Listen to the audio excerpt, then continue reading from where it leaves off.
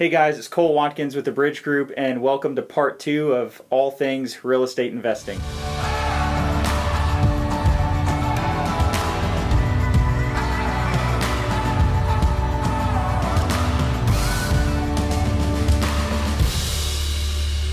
So last time, just to recap, we talked about just a little bit about Dwayne. If you have not seen part 1, please check it out. Dwayne Camp is a mentor of mine, is a longtime friend, and a real estate investor. He has 19 single-family properties, and we talked a little bit about, or a lot about, the advantages to owning real estate here, especially in the Houston market.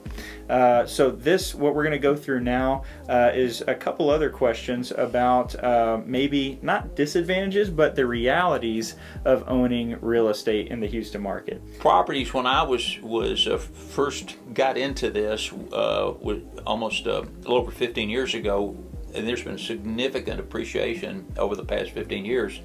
But the equivalent properties would be properties now, maybe $120,000 to $150,000, $160,000, kind of in that range. Mm-hmm. But the numbers still work, and that's good news, and that's what matters. So that's the kind of property that I'm looking for. If you buy property substantially more expensive than that, your rate of return really falls off. So what I want to be in that range where it is most profitable, and the most profitable properties for leasing are not the $200,000 or $300,000 properties. It's these, $120,000, $150,000, $160,000. Are you looking primarily for turnkey properties? Are you looking for something that you might have to put a little elbow grease in? And what are you looking for? Another great question. Of course, if you find a bird nest on the ground, you would scoop it up. But typically, I prefer properties that need some cosmetic work done on them, maybe up to $10,000 of work done on them, because typically you can buy those properties at a substantial discount.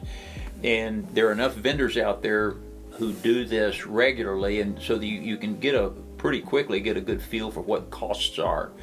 And then whatever it takes to bring it up and make it nice quality property, that's easily doable. You've been doing this for 17 years. You have 19 single-family property. Which means you have 19 tenants. So, what over 17 years? What have been some of the challenges that you've faced, or you could have faced? Typically the challenges are listed as tenants, toilets, and taxes. Yep. And we'll take them in that order. In terms of tenants, it's been my experience that if somebody moves into one of my properties and they turn out to be a real scallywag, they didn't become that after they moved in. They were that way before they moved in, and so shame on me for not doing sufficient background checks to determine that, hey, this is not a person that I would want living in my property.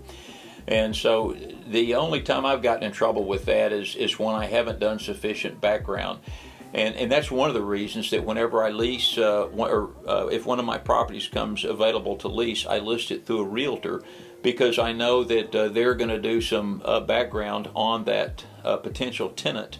They're going to have pay stubs for his income and those kind of things, and it's as opposed to somebody who sees a sign in the front yard and just calls. Right. And so I really prefer using those who've been recommended by a real estate company. What about repairs? Repairs. Again, a key learning here is that as an investor, you want to be working on your business, not in your business. Although I enjoy doing electrical and plumbing, I'm puttering with those kind of things. My family would starve if I had ever tried to be in any one of those fields as a professional. And the best service for my tenants is for me to bring someone on stream quickly who is competent and who will do an excellent job the first time.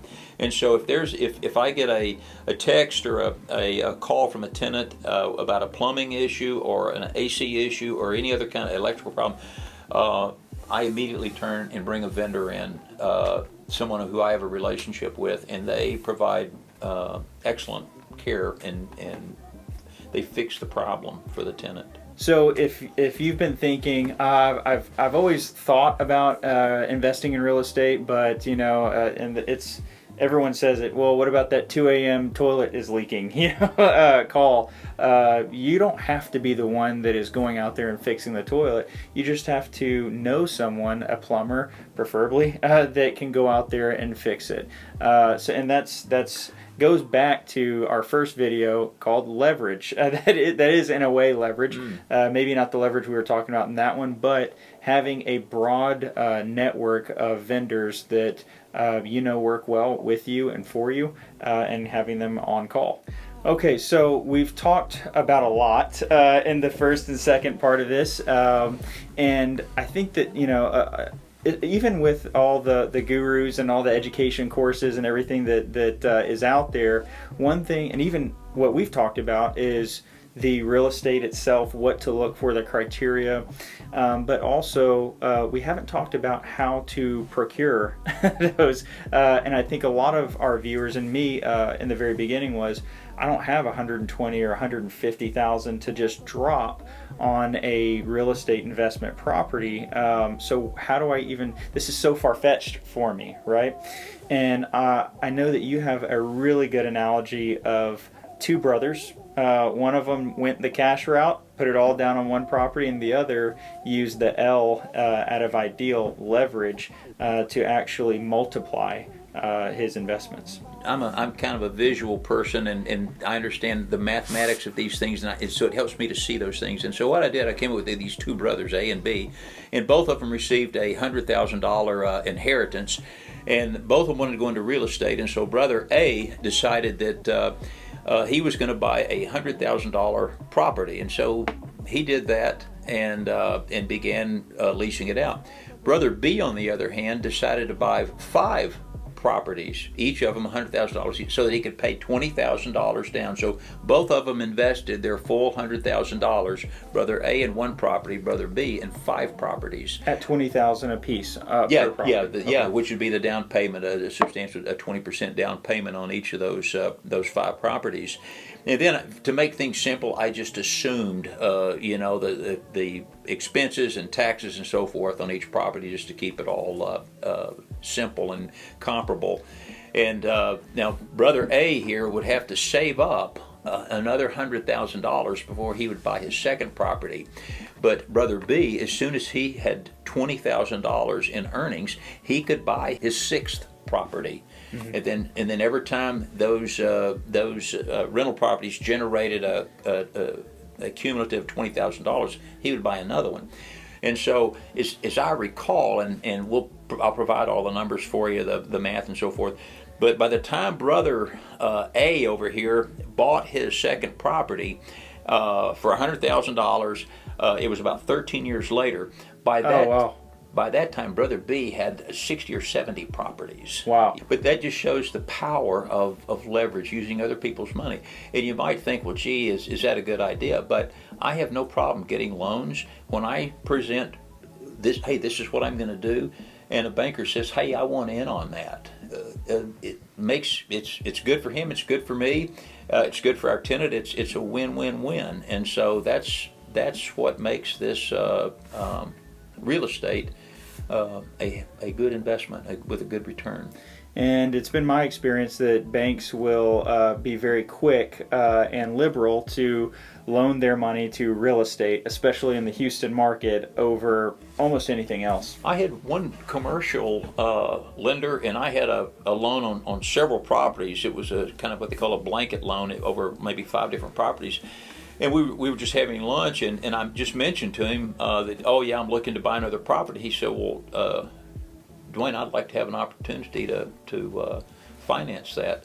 And I didn't know that he did smaller loans like that. I had a large loan with him, and I just said, oh, okay. And so that's how easy it was, so that it's not difficult. In fact, in this market, there are a lot of banks with a lot of money that they're looking for a place to loan.